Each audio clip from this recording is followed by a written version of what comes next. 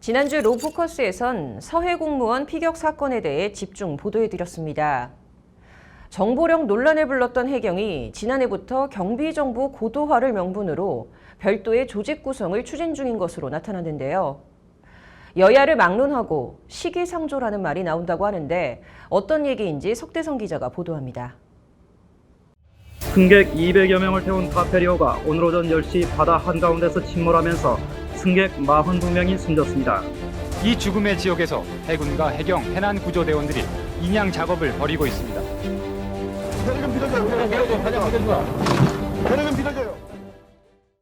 지난 1996년 서해 회리로 사건을 계기로 독립한 해양경찰청. 하지만 해양 참사는 20년 넘도록 늘고만 있습니다.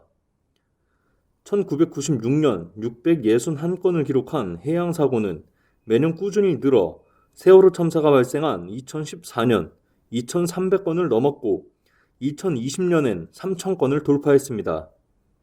세월호 참사 후 박근혜 전 대통령은 해경 해체를 선언하며 수사 업무를 경찰로, 구조, 군안 업무는 국민안전처로 이첩하는 조치를 단행했지만 문재인 대통령은 집권 후 해경을 다시 별도의 조직으로 독립시킵니다.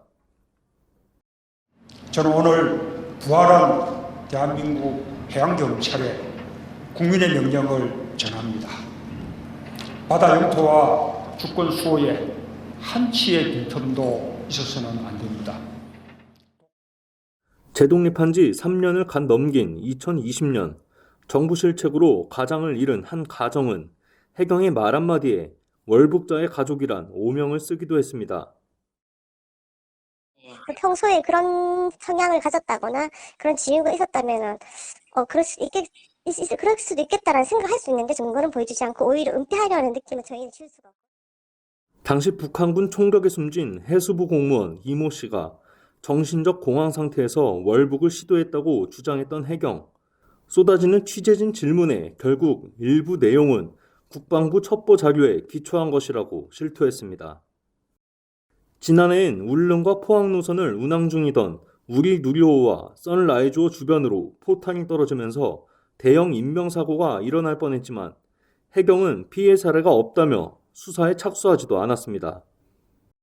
해군에 인도될 호위함이 시험 운항 중 포탄을 발사했는데 여객선을 운항하는 선사와 선박을 관리하는 포항해양수산청 모두 해경으로부터 사격훈련 사실을 미리 안내받지 못했다는 입장이었습니다.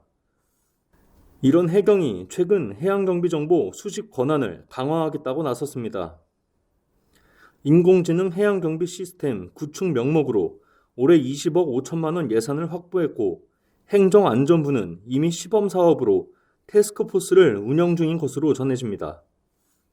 국회에선 해양경비정보 상황센터 설립을 골자로 한 해양경비법 개정안이 법안 심사 소위를 통과했는데 해경의 정보 고도화 역량에 대해선 의구심을 포하는 목소리가 여전합니다.